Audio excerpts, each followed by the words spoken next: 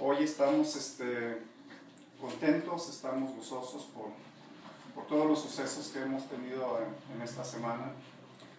Nuestro corazón está contrito, está triste, pero nuestra alma está gozosa porque podemos ahora platicar que somos nosotros partícipes del inicio de una nueva iglesia, de un nuevo pastor, y pues que el Señor tenga misericordia de nosotros y nos dé entendimiento a nuestra alma en estos días. Bien, hermanos, el mensaje lo vamos a tener hoy en el libro de San Juan, en el capítulo 9, los versículos desde el 13. Fíjense que a mí no me gustaría separar este capítulo, este libro en dos partes, porque yo siento que el trasfondo de todo este mensaje viene desde el principio. Dice: al pasar Jesús vio a un hombre ciego de nacimiento, muy interesante esto, y le preguntaron sus discípulos, diciéndole: Rabí, Señor, ¿quién pecó? ¿Sus padres, o sus padres, para que haya nacido ciego? Entonces Jesús respondió: no es... Hermanos, vamos a ponernos de pie porque estamos leyendo el Evangelio. Es la introducción, pero es el Evangelio. Dice, el Señor respondió: no es que pecó ni sus padres, sino para que las obras de Dios se manifiesten en él. Me es necesario hacer las obras del que me envió, entre tanto que el día dura y la noche viene, cuando nadie puede trabajar. Entre tanto que estoy en el mundo, soy luz del mundo. Dicho esto, escupió en la tierra e hizo lodo con su saliva y untó con lodo los ojos del ciego. Y le dijo: ve y lávate en el estanque de Siloé, que traducido es enviado. Entonces fue y se lavó y regresó viendo. Entonces los vecinos y los que antes le habían visto que era ciego decían: ¿no es este el que se sentaba y mendigaba? Unos decían: él es, y otros decían: a él se parece. Y él decía: soy yo. Y le dijeron: ¿cómo te fueron abiertos los ojos? Respondió él y dijo: aquel hombre que se llama Jesús hizo lodo y me untó los ojos y me dijo: ve a Siloé y lávate. Y fui y me lavé y recibí la vista. Entonces le dijeron: ¿dónde está él? Y él dijo: no sé. Aquí empieza el tema de nuestro sermón, hermanos. Dice: los fariseos interrogan al ciego sanado. Llevaron ante los fariseos al que había sido ciego, y era día de reposo, cuando Jesús había hecho lodo y le había abierto los ojos. Volvieron pues a preguntarle también los fariseos cómo había recibido la vista, y él dijo: me puso lodo sobre los ojos y me lavé y veo. Entonces algunos de los fariseos decían: ese hombre no procede de Dios, porque no guarda el día de reposo. Otros decían: ¿cómo puede un hombre pecador hacer estas señales? Y había disensión en ellos. Entonces volvieron a decirle al ciego: ¿qué dices tú del que te abrió los ojos? Y él dijo que es un profeta. Pero los judíos no creían que él había sido ciego y que había recibido la vista, hasta que llamaron a los padres del que había recibido la vista y le preguntaron, diciendo: ¿es este vuestro hijo, el que vosotros decís que nació ciego? ¿Cómo pues ve ahora? Sus padres respondieron y le dijeron: sabemos que este es nuestro hijo y que nació ciego, pero cómo ve ahora no lo sabemos. ¿Quién le haya abierto los ojos? Nosotros tampoco lo sabemos. ¿Edad tiene? Pregúntenle a él, y él hablará por sí mismo. Esto dijeron sus padres porque tenían miedo de los judíos. Por tanto, los judíos ya habían acordado que si alguno confesase que Jesús era el Mesías, fuera expulsado de la sinagoga. Por eso dijeron sus padres: edad tiene, preguntadle a él. Entonces volvieron a llamar al hombre que había sido ciego y le dijeron: da gloria a Dios, nosotros sabemos que ese hombre es pecador. Entonces él respondió y dijo: si es pecador no lo sé. Una cosa sé, que habiendo sido yo ciego, ahora veo. Y le volvieron a decir: ¿qué te hizo? ¿Cómo te abrió los ojos? Él le respondió: ya os lo he dicho, y ahora que no habéis querido oír, ¿Por qué queréis oírlo otra vez? ¿Queréis también vosotros haceros sus discípulos? Y le injuriaron y dijeron, tú eres su discípulo, pero nosotros discípulos de Moisés somos. Nosotros sabemos que Dios ha hablado a Moisés, pero respecto a ese, no sabemos de dónde sea. Respondió el hombre y les dijo, pues esto es lo maravilloso, que vosotros no sepáis de dónde sea, y a mí me abrió los ojos.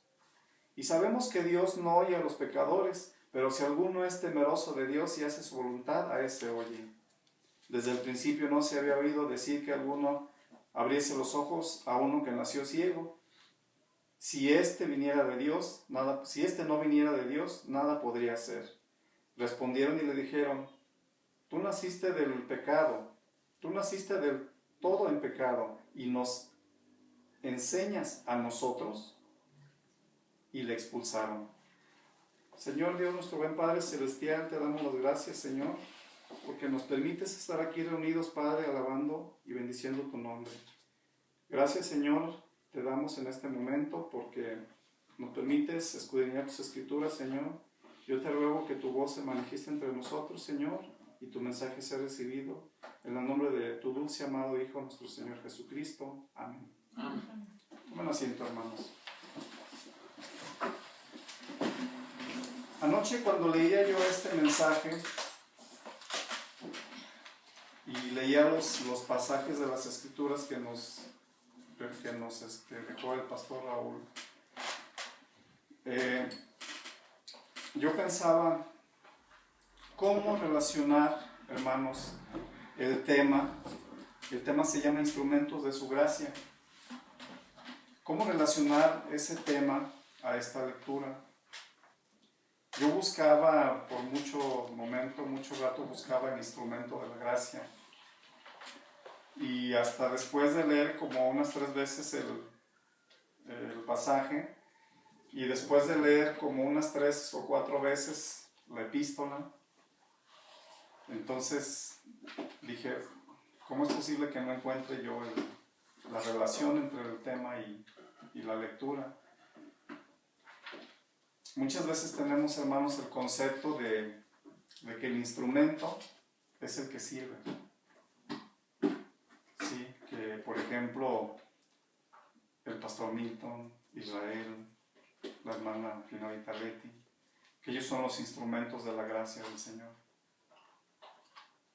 Y no es así, hermanos. El instrumento de la gracia es el que obra para que la gloria de Dios sea manifestada. Por eso quise que leyéramos desde el principio, porque en el principio dice que Jesús, yo me imagino al Señor Jesús que iba pasando por algún lugar y vio al hombre ciego. Si se fijan, a diferencia de muchos milagros que el Señor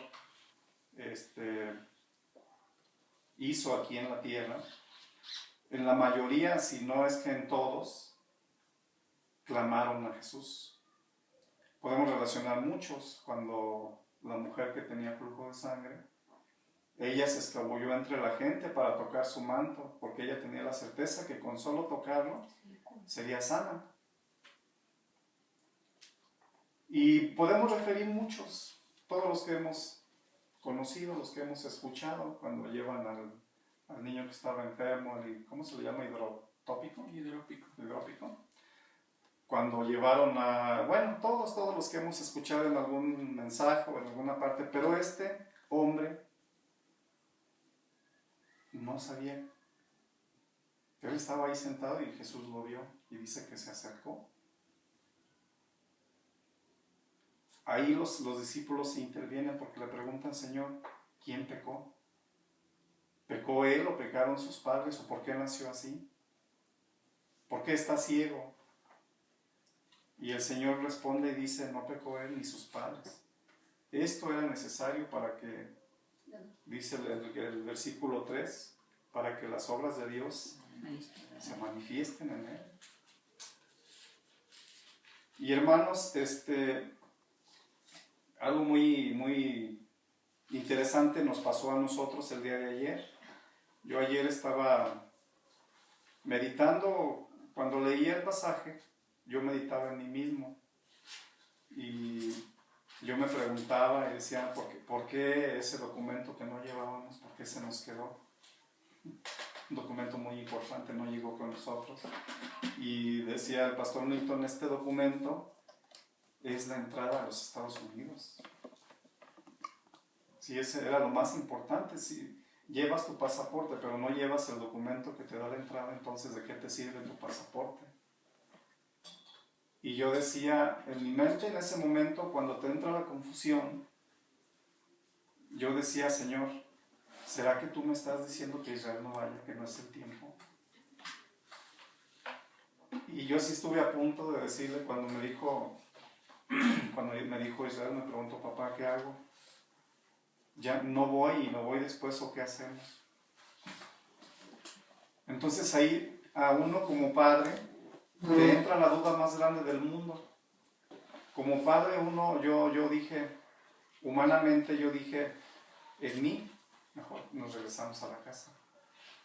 Vamos, cogemos el documento y a ver cómo le hacemos para que te vuelvas a ir.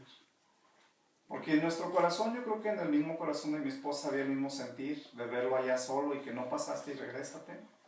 ¿Y qué vas a hacer si nunca has vivido un proceso tan difícil como ese? Humanamente eso es lo que nosotros pensamos. El pastor Raúl en una de sus anotaciones me dice que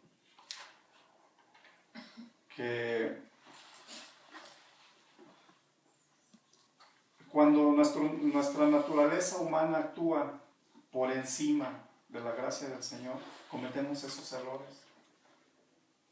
Pero en ese momento, hermanos,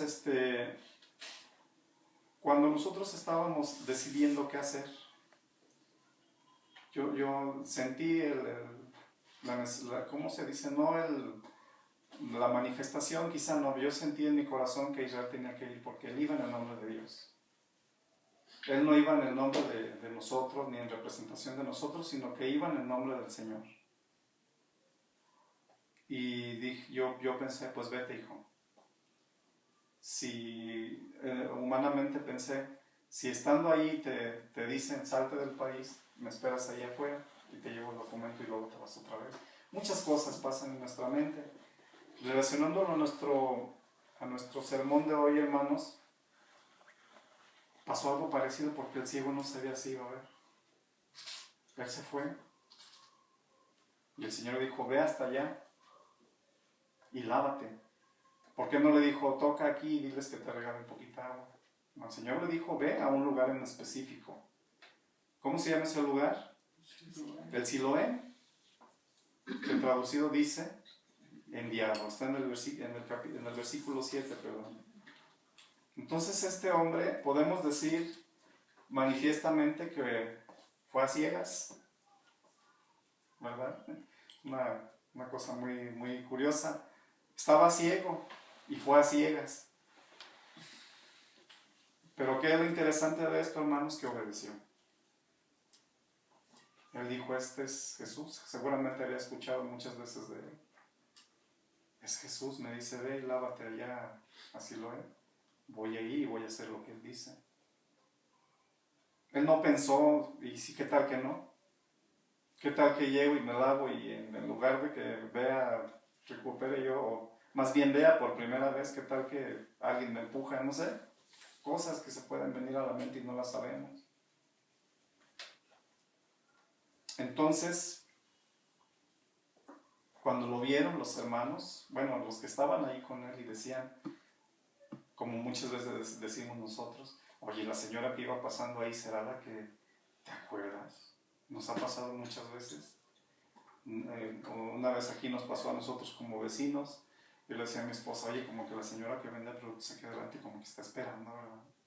Y teníamos curiosidad, ¿te acuerdas? ¿Verdad? Decíamos, estaba esperando, ¿no? Nunca nos atrevimos a decirle o a preguntarle si estaba esperando a su bebé.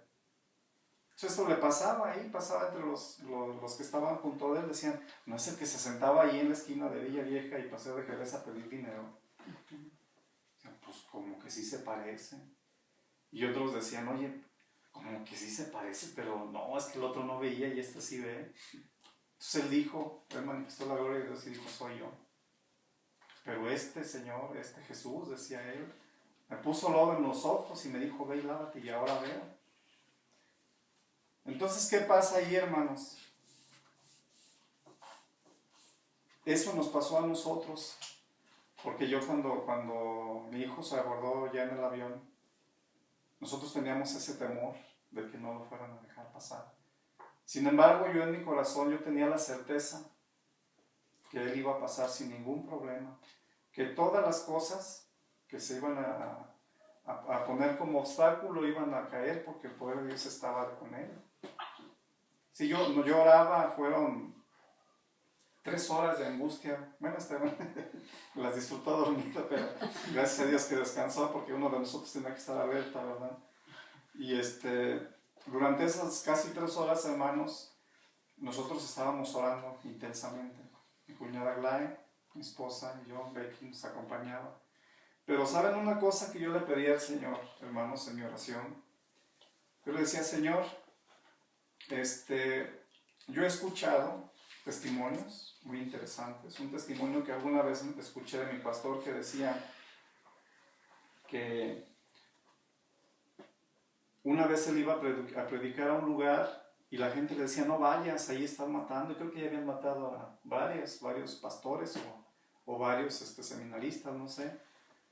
Y le decían, no vayas, te vaya a pasar algo, mira, es que esto. Y él dijo, yo voy en el nombre del Señor. Y cuenta la historia para los que ya la escucharon y los que no la han escuchado, la termino fácil.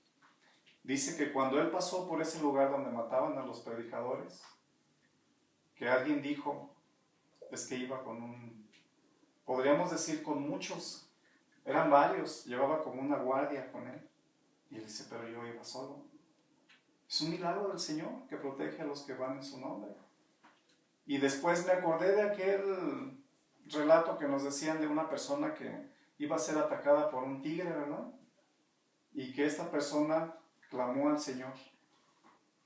Y dice en ese relato que cuando el tigre estaba a punto de dar su zarpazo, derrapó y huyó. La gloria del Señor manifiesta en los hombres. Entonces dije, Señor, si a ellos les pudiste hacer un milagro, ¿por qué a mí no? Y mi oración era esa, Señor, no te pido que ciegues su vista. Yo te pido que mi hijo encuentre gracia delante de él. Y la halló. Sí, cuando nosotros escuchamos, eran como las 11, más o menos. Fue una hora de incomunicación, donde ya no sabíamos qué estaba pasando. Y cuando el pastor me mandó un mensaje y me dijo, ya pasó, ya está del lado de Estados Unidos. Dije, gracias a Dios. Y oramos intensamente y lloramos. Oramos y lloramos. Y clavábamos diciendo, gracias Padre, porque tú te has manifestado en nuestra vida. Gracias Señor. Entonces, hermanos, volviendo a nuestro tema de hoy, esto se manifiesta cuando los fariseos que trataban de opacar el poder manifiesto del Señor en la tierra, cuando su primera excusa, la más inútil, podría decir yo, de todas, es que lo hizo en domingo. ¿Por qué? Si sabemos que es el día del reposo, es el día que no podemos hacer nada. El Señor dijo muchas veces, si alguna de tus ovejas se pierde, ¿no vas a ir a buscarla porque es día de reposo? Si alguno de tus burritos se rompe una pata antes de llegar a la casa, ¿no lo vas a ayudar porque es domingo? Esa era la excusa más inútil, diría yo, más ridícula que puede uno usar. Yo la aplicaría a la vida real, hermanos, a la vida actual. Si hoy, hermanos, tu hermano te dice, tu papá, tu hijo te dice, fíjate que necesito hacer esto, me urge llegar porque como es domingo no puedo hacer nada. Al contrario, hermanos. El Señor dijo en una de sus predicaciones, si te pide tu capa, dásela. ¿Qué te está diciendo? Ayúdalo en ese momento, no importa el día que sea, al contrario. Si tienes la oportunidad de ayudarlo en ese momento, háblale de mí. Decían los fariseos, este hombre no es de Dios, porque si fuera de Dios, dice, habría guardado el día de reposo, está en el versículo 16, hermanos. Otros decían, cuando le preguntaban al ciego, dice, volvieron a preguntarle también los fariseos cómo había recibido la vista, y él les dijo, me puso lodo sobre los ojos y me lavé y veo. Yo podría decir, el Señor no le puso lodo, sino que abrió su corazón a la gente de la aduana y le dijo a Israel, le dijo, pasa, ve y lávate los ojos allá, llega a Siloé porque eres el enviado. Otros decían, ¿cómo puede un hombre pecador hacer estas señales? ¿Se fijan, hermanos? Aquí dice, había disensión entre ellos. Quiere decir que ni siquiera entre ellos mismos había un acuerdo. Unos decían, pues es que es domingo, y otros, no, pues es que, ¿cómo puede un hombre pecador, un hombre común, un hombre que ni siquiera ha estado aquí en la sinagoga, cómo puede hacer un milagro? Este hombre no es de Dios, porque también los demonios hacen milagros. Entonces volvieron a decirle así, a ver, como que no me queda muy claro qué pasó. Repíteme qué hizo. ¿Te puso pomada? ¿Te puso una inyección? ¿Qué pasó? Me dijo, él hizo lodo con su saliva, lo puso en mis ojos y me dijo, ve y lávate. Y yo lo hice y cobré la vista. A ver, no, es que no lo puedo creer, no estoy de acuerdo, y menos en día de reposo. ¿Qué hace uno? A ver, ¿saben qué? Pues vayan y traigan a su familia. Quizá dijeron, traigan a los que lo conocieron, a los que lo han visto toda su vida y que nos digan si realmente era ciego o no. Queremos saber si realmente era ciego o no. ¿Por qué, hermanos? Dice el pastor Raúl aquí en su anotación, porque su razonamiento, su mente de los fariseos estaba en oscuridad, como le veíamos hace rato en la escuela dominical, porque no veían más allá de su nariz. Y precisamente el escuchar que una persona que para ellos era un hombre pecador pudiera realizar milagros en el nombre de Dios, eso lastimaba mucho su orgullo. Y a nosotros nos pasa muchas veces como humanos, nos sucede eso, que lastiman nuestro orgullo. Ayer me decía mi cuñada Glay, cuando veníamos ya de regreso, que veníamos a tomar el taxi, decía, Juan, ¿cómo te sientes? Yo le decía, pues me siento triste, pero estoy contento. Triste porque pues ya no está mi hijo aquí conmigo, está lejos, pero estoy contento porque va a glorificar el nombre del Señor. Y es una lucha entre el alma y la mente. ¿Qué pasaba con estos fariseos, hermanos? ¿Les pasaba algo igual? ¿Cómo es posible que nosotros, teniendo tanto tiempo en la sinagoga, que nosotros somos tan celosos de la ley, cómo es posible que este insignificante hombre que dice que se llama Jesús hace lo que yo no puedo hacer? Estaban lastimando su orgullo. ¿Y por qué digo que les pasaba algo parecido? Porque yo digo, mi alma estaba contenta porque mi hijo está en el seminario, porque mi hijo es un hombre de Dios, pero mi corazón estaba en esa disensión. Mi corazón decía, no, yo quería tomar, como mi esposa dice, irse corriendo, alguna vez ya soñará irse en su silla con rueditas hasta allá para ir a recoger. Yo quería tomar un avión y ir por él o estar allá, pero pues no, hermanos, tenemos que entender que los caminos del Señor así son dolorosos. Pero cuando conviertes ese dolor en gozo, Todo cambia, hermanos. Decíamos hace un momento en la escuela dominical, ¿cómo puedes manifestar tu gratitud al Señor cuando hablamos de cuidar nuestro planeta, de cuidar nuestra vida, de cuidar nuestro cuerpo, de cuidar nuestra alma, de cuidar nuestra fe? Y todo simplemente con la Escritura. Todo esto. Es un proceso muy difícil. Yo una vez hablaba con mi concuño y le decía, es que la regeneración del alma es muy lenta y es muy dolorosa. Porque tenemos que aceptar muchas cosas que para nuestra mente están mal. Que nuestro cuerpo dice, es que yo no entiendo cuál es el problema de que me tome una buena cerveza. ¿Cuál problema? ¿La coca te hace más daño? ¿A poco no? Mi papá decía sabiamente alguna vez, dale a un burro o a una vaca, porque son los animales con los que él convivió en su niñez, decía, dale a un burro o a una vaca un bote con cerveza y un bote con agua y a ver cuál toma. Obviamente van a tomar agua. Entonces la vaca tiene más inteligencia que tú.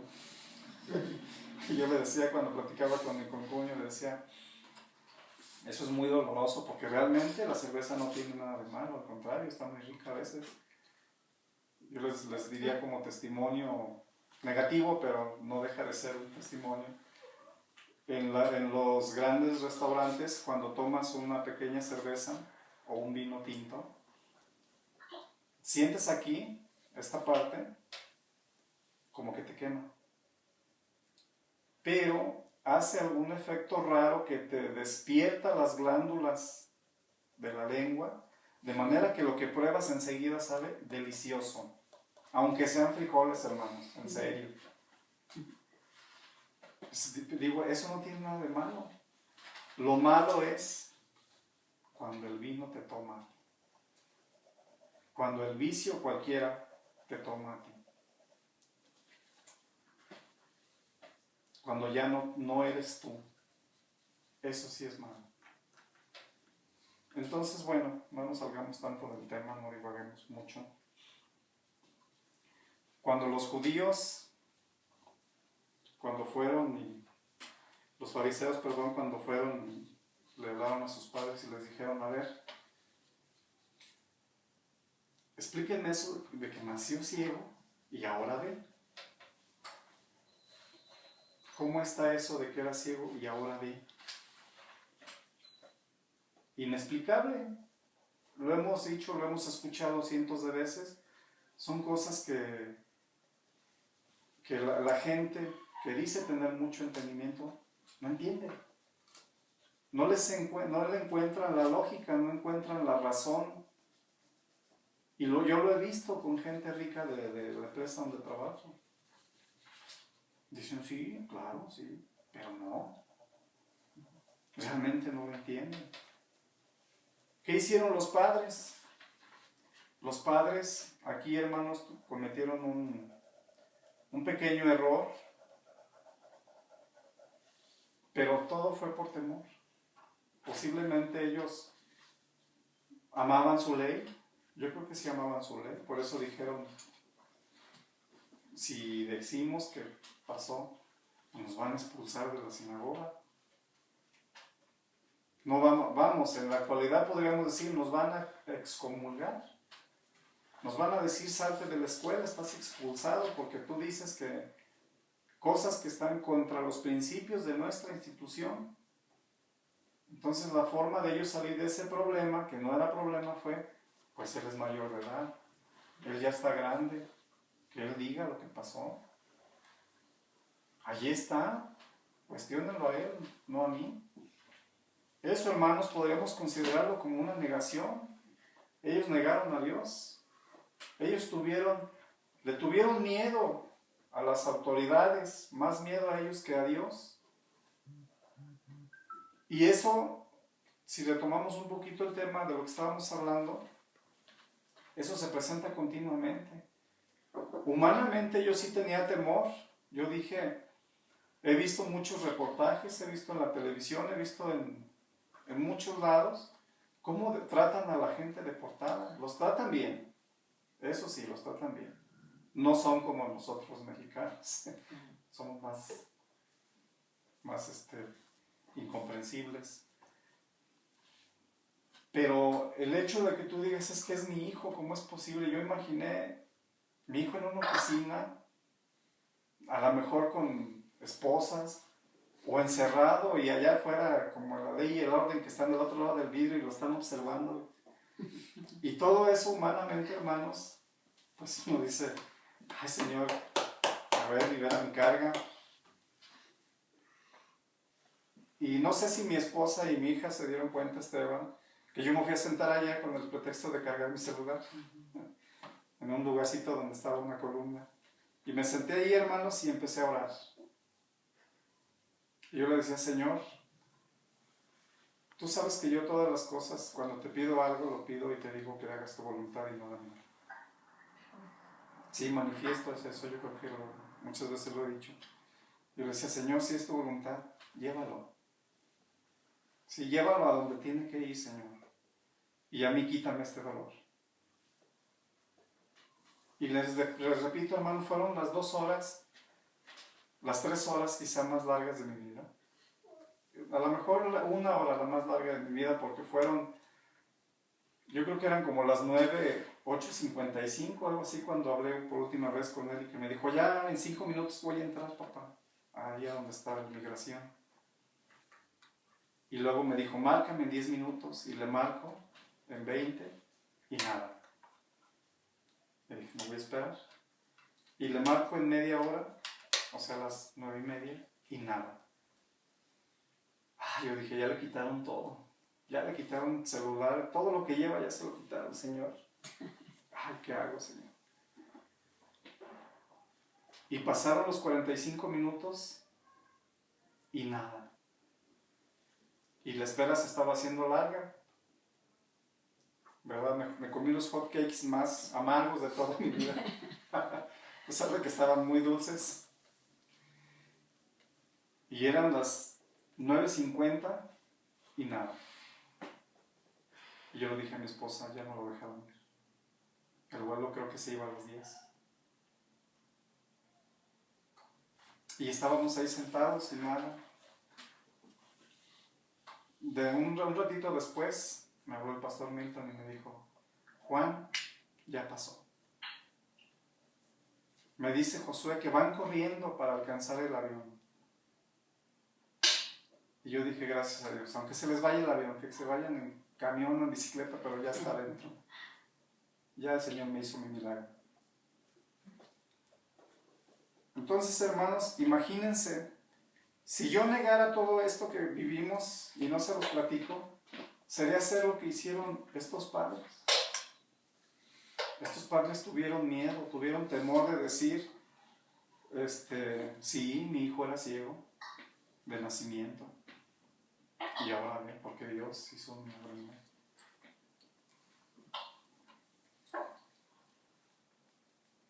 Dice aquí la escritura en el versículo 24, entonces volvieron a llamar al hombre que había sido ciego y le dijeron, da gloria a Dios. Nosotros sabemos que este hombre es pecador. Y él le respondió, si es pecador, no lo sé. Solo sé una cosa, que habiendo sido ciego, ahora veo.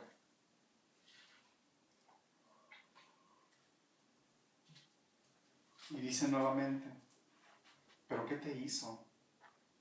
¿Cómo te abrió los ojos? Fíjense, hermanos, a pesar de tantos, ya eran 3 explicaciones, me imagino que los chismosos de la cuadra fueron a la sinagoga y dijeron, fíjate que pasó esto, y es domingo. Y después, él mismo.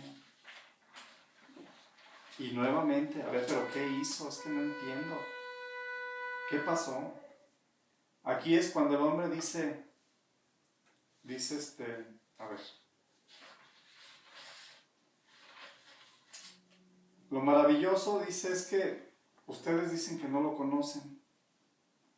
Dice en el versículo 28, tú eres su discípulo, pero nosotros somos discípulos de Moisés. Nosotros sabemos que Dios ha hablado a Moisés, pero respecto a ese, de una forma muy fea, no sabemos de dónde sea. Y respondió el hombre y les dice, pues esto es lo maravilloso, fíjate. Que nosotros no sepáis, que ustedes no sepan de dónde es este hombre. Ese al que ustedes le dicen, ese, que no sepan de dónde es. Y a mí me abrió los ojos.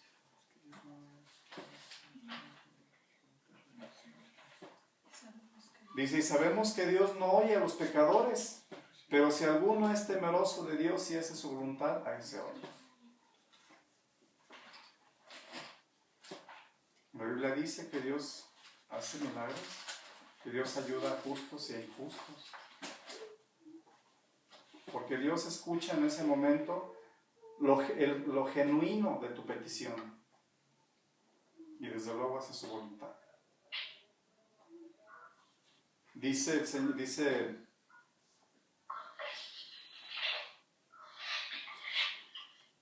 en el versículo 34, cuando este hombre sostenía y les decía, nunca se ha escuchado que el Señor abra los ojos de alguien. Y ellos le dijeron, tú naciste del todo en pecado y nos quieres enseñar a nosotros. Yo creo que él no pretendía enseñarlo, sino que él estaba firme en lo que él había recibido del Señor. Que es lo que muchas veces nos sucede a nosotros, hermano. Y aquí este hombre nos pone una muestra muy interesante de cómo debemos defender nuestra fe. Sí, aunque te digan, sí, no es posible. No es lo que te digan, sino que es la comunión que tú tienes con el Señor. Si se fijan, a partir de ese momento, ese hombre tuvo una firmeza en su alma, en su fe, con respecto a Jesús. Y lo confirma aquí al final, dice, cuando Jesús oyó que le habían expulsado, y hallándole le dijo, ¿crees tú en el Hijo de Dios? Y respondió él, ¿quién es, Señor, para que yo crea en él? ¿Quién es? Jesús le dijo, ¿estás hablando con él? Y él dijo, Señor, creo. Y lo adoró. Sí, un mensaje que no está por demás. No está por demás, hermanos, que nosotros reconsideremos a cada día, en cada mañana, nuestro pensamiento con respecto a nuestra fe. ¿Verdad? Decía la maestra de la escuela dominical que ¿cómo puedes medir el cariño que tienes o el amor que le tienes a Dios? Yo me hice esa pregunta en ese momento, ¿cómo lo puedes medir? Y eso es algo, podríamos decir, es algo que no se puede cuantificar, porque todos podemos decir y todos aseguramos muchas veces que amamos verdaderamente a Dios. Pero ¿saben qué, hermanos? No lo amamos lo suficiente.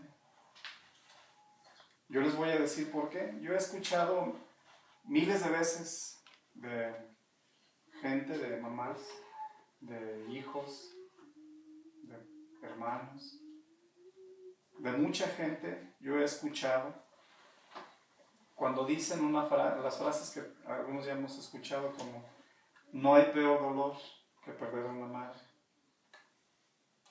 Y yo digo, pues qué tan doloroso puede ser para que lo vivas. Muchas veces he escuchado las frases que dicen, no hay peor dolor que perder a un hijo. Y uno dice, ay. Y sí sé que duele porque pues yo he perdido sobrinos, he perdido abuelitos y todos los dolores duelen. Duelen mucho. Ahorita que mi hijo está allá en Estados Unidos, a mí me duele mucho. Y yo sé que está bien. Y duele mucho, hermanos, de veras que duele mucho. Pero, ¿por qué tomo esto? ¿Por qué les digo esto, hermanos? Así nos duele cuando nos alejamos del Señor. Esa era mi pregunta. ¿Verdaderamente así nos duele? ¿O no? Yo creo que no, ¿verdad? ¿Y cuándo nos alejamos del Señor? Cuando le negamos, cuando no hablamos de Él, cuando nuestro espíritu y nuestra alma está en otro pensamiento que no es el Señor. Pero esa es nuestra naturaleza humana. Entonces, ¿qué tenemos que hacer, hermanos? En todo momento clamar al Señor. El pastor me puso aquí 3 anotaciones. Nuestro tema dice instrumentos de su gracia. ¿Y cómo podemos ser nosotros instrumentos de su gracia, hermano? Dice, la gracia de Dios en Cristo nos hace aptos para la gloria de Dios. ¿Y cómo podemos glorificar a Dios? ¿Se han preguntado, hermanos, cómo podemos glorificar a Dios? Dice, cuando somos temerosos de Él. Y cita aquí el pasaje que viene en los Salmos que dice, el principio de la sabiduría es el temor del Señor. Cuando hacemos las cosas en el nombre del Señor, en el temor del Señor, estamos glorificando a Dios. ¿Cómo podríamos utilizar esto en nuestra vida, hermanos? Yo creo que en la mañana cuando salimos, cuando ya nos vamos a nuestro trabajo, cuando nos vamos a la escuela, a donde quiera que vayamos, si nosotros decimos, Señor, en tus manos pongo mi andar, pongo mi entrada y pongo mi salida. Estamos viviendo en el nombre del Señor y estamos glorificando. ¿Por qué? Porque le estamos dando al Señor nuestra vida. Estamos diciendo, Señor, pues yo voy a salir, pero yo no sé si tú me vas a traer de regreso. Entonces estoy en tus manos. Es el principio de la sabiduría. Otro punto dice, cuando hacemos su voluntad. ¿Qué es hacer su voluntad, hermanos? Cuando vivimos en obediencia. Cuando confiamos, acuérdense cómo dice uno de nuestros himnos, obedecer y confiar en Jesús. Es la regla marcada para andar en su luz. Obedecer y confiar. Yo les decía cuando estábamos allí en el aeropuerto, uno de nuestros acompañantes decía, es que la forma, yo dije, yo les decía, no sé por qué, pero yo siento que en un momento nos va a decir, ya estoy acá. Yo tengo esa convicción, tengo esa fe de que me va a decir, ya, papá, ya estoy del otro lado. Y así fue, hermanos. Pero ¿qué es necesario para esto? Para poder tener esa convicción, humillarte a lo sumo. ¿Sí? Otro punto que dice el pastor Raúl aquí dice, es que no lo entiendo. Dice que el Señor nos oye. Dice que si nos gozamos infinitamente con Dios en oración, el Señor nos oye y manifiesta en nosotros su gracia. Y aquí nos hace la invitación, hermanos. Sí lo conocemos. Sí creemos en Él. Sí confiamos en Él. Pero ¿qué tanto le amamos? ¿Qué tanto somos instrumentos de su amor? Instrumentos de su gracia. ¿Cómo podemos calificar la palabra instrumentos? ¿Qué es un instrumento? En cualquiera de los ámbitos. En el laboral, en el estudiantil, en la vida cotidiana. ¿Qué es un instrumento? Objeto. ¿Y para qué te sirve ese objeto? Para facilitar tu trabajo, tu labor. Es que si no tienes ese instrumento, no puedes desarrollar tu trabajo. Simplemente aquí en la misión, si mi esposa no tiene su instrumento, que en este caso sí es un instrumento, no podría tocar. ¿De qué te sirve saber tocar si no tienes el instrumento, si no eres un instrumento? Y para poder tocar ese instrumento, para poder utilizar ese instrumento, hace falta que seamos temerosos del Señor, para que el Señor te use como un instrumento de su gracia. Dice aquí, en resumen, somos instrumentos de su gracia para enaltecer y darle gloria en obediencia y temor. Y esa es la invitación del día de hoy, hermanos. Yo le doy muchas gracias a Dios porque hoy me utilizó como guitarra. Sí, porque hoy fui un instrumento, quizá el más simple, quizá el instrumento menos necesario, pero hoy me utilizó, gracias a Dios. Y la invitación está para todos. Da honra y gloria al Señor, por donde quiera que andes. Que por donde quiera que camines, haya luz, la luz del Señor. Que donde quiera que te vean, hermanos, digan, ahí viene el hermano, la hermana Pati. Voy a juntar con ella ahorita en la esquinita para orar.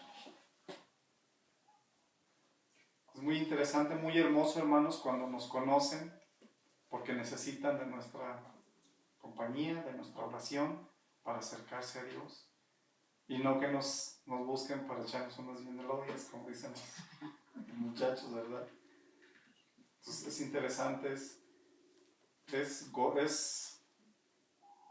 algo especial ser un instrumento de la gracia del Señor y no un instrumento de la destrucción.